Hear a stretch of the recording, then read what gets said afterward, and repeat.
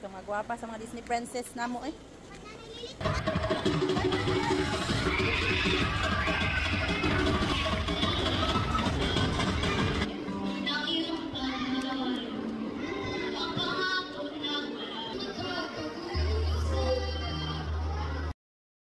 So ka-excited na lang sa mga person, perti na gid nilang excited ang mga darling nga masuot ning ilang mga Pilipiniana nga perti gid ning bag-oha brand new. In order pa jud ko ni sa TikTok mga darling kay gusto jud nako nga sila gid ang first nga mogamit ug dili ko nang mag-rent.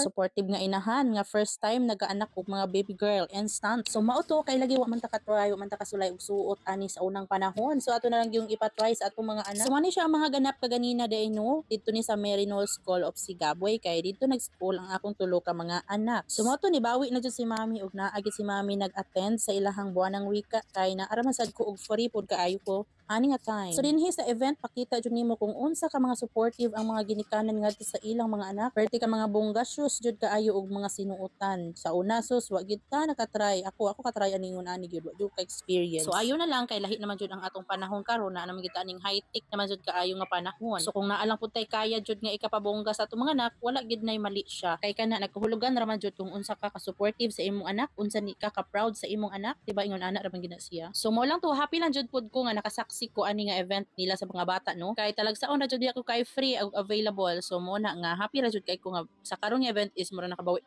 jud ko gamay. So yun ani pa manggod nila nga mga edad is kailangan pa jud kay alalay sa ginikanan mga darling dito na ko nasaksihan kung unsa jud kay kailangan nga najoy mama sa mga inani bitaw. Teacher lang jud mo ang saligan dili pa gina siya masikaso tanan sa teacher kay sa kadaghan biya pug nila no. Dito na ko sila nakita kung pareha nang need nila og tubig, need nila og unsa pa diha kanang gigutom sila kailangan jud ay nilang naa ilang mama. Kay sa ingon ani nga edad mo na gingon nga asikaso pa jud kay na sa ginikanan mga darling. So moto dito na ako na kuan ba na realize na ko luoy day kaayo no katong time nga wala po niya. Hawonon imong anak tumunon wala jud ay siya maduulan, wala siya mama. Kuya jud ay no sumuna nga swerte kay ng mga anak dinha nga sa tanang panahon na jud ang ginikanan nagasuporta, nagaalalay, naga-attend og mga events. So swerte gid niyo swertiha kay nay uban lagi naay gisaligan nga mobantay or nay mga yaya pero iba ra jud kaayo kung ginikanan ang naa mga darling. Grabe jud ako bilib sa ubang mama pareha ng mama sa classmates sa akong mga anak nga grabe ka supportive. Dili ra man kay diri ra ang ilahang kuan mga darling na asad sila payag kubo nga gi dekorasyonan unya i-judge gihapon to sa nag-judge din. So dito contest gihapon to pagwapuhay gihapon kung kinsay pinakanindot pinakadaghan siguro food unsa bay mga kuan dito. So ang amoa dayon kuan sa grade 3 is